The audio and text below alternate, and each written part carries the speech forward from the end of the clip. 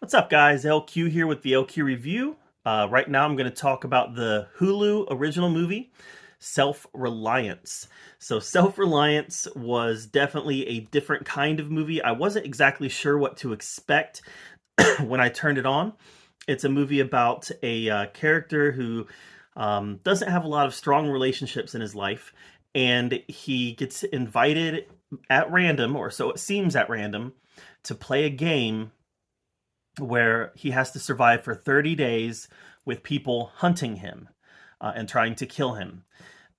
But he thinks that he found a loophole. And this loophole is that he has to be alone to be killed.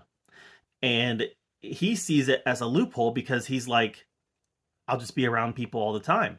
And when the people who the game makers, when the game makers were talking to him about the game, they were like, it's harder to be around people all the time than you think. And he's like, no, it'll be easy. And then, so the movie really goes through the process of him trying to not get killed by being around people 24/7. Jake Johnson plays the lead character, Tommy. And Jake Johnson is well known for being a comedic actor. And don't get me wrong, there's a lot of funny parts in this movie, but I wouldn't really classify this as a comedy.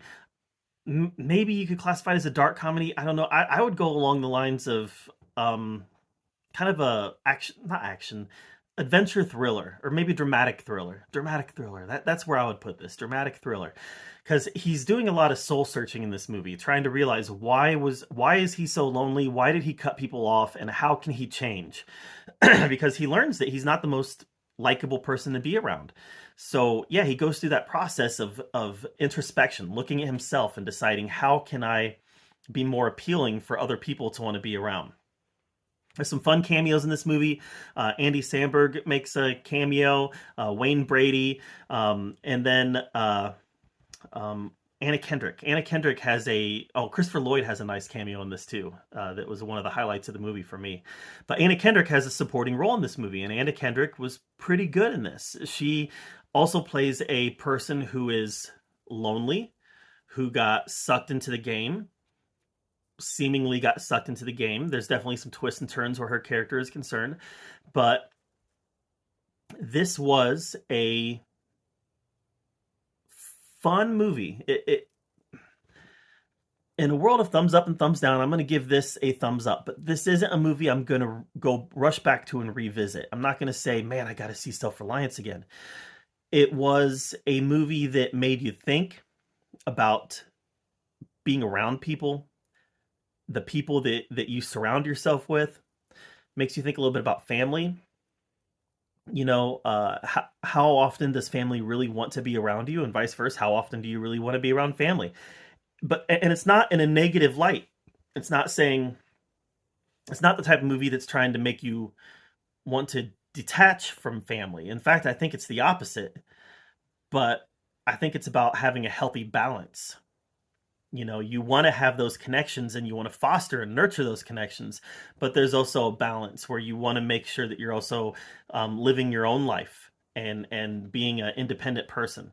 So there was definitely a message in this movie that I could resonate with, and there was some laughs, but I would not say that this movie sold a premise of him being hunted, and that was something that you really didn't get in this film. The hunters, you never got the sense was actually trying to kill him. Now, there is a component of this movie where you start asking yourself, is this really happening, or is this all in his head? Is this something that he's concocting and making up?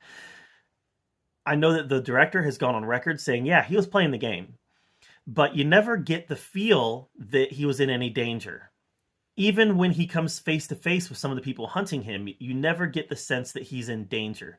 You get the sense that they might be taunting him a little bit, but not that there's actually any threat to his physical well-being. So I enjoyed it, but I feel like they put this bill of sale out there where, hey, this is a movie about a guy getting hunted, and that's not really what they delivered. It was more of a film about self introspection, trying to figure out how to foster relationships with other people. It was definitely a very different kind of film. I'm glad that I watched it, but I'm probably not going to run back out and watch it again anytime soon. So, like I said, in a world of a thumb up or a thumb down, I'm going to give it a thumb up. But know what you're getting into. It's not an action-packed adventure. It's not an action-packed adventure where, or thriller where someone's trying to evade killers at every turn. There might be some thrilling moments in the film, but it's based on the drama that's happening, not the action. So, Self-Reliance, I liked it. It wasn't great. It's not something I'm going to rush back to, but I'm just one person. What did you think of Self-Reliance? Let me know in the comments below. I'd love to hear your take on it. Do you think it was actually a real game? Or do you think it was something that he imagined, or was it something that they set up to try to be charitable to this guy and try to get him out of his cocoon that he'd kind of wrapped himself in? Let me know your thoughts in the comments below. Thank you for joining me here at the Oki Review. Hit that subscribe button, and until next time, we'll see you guys later.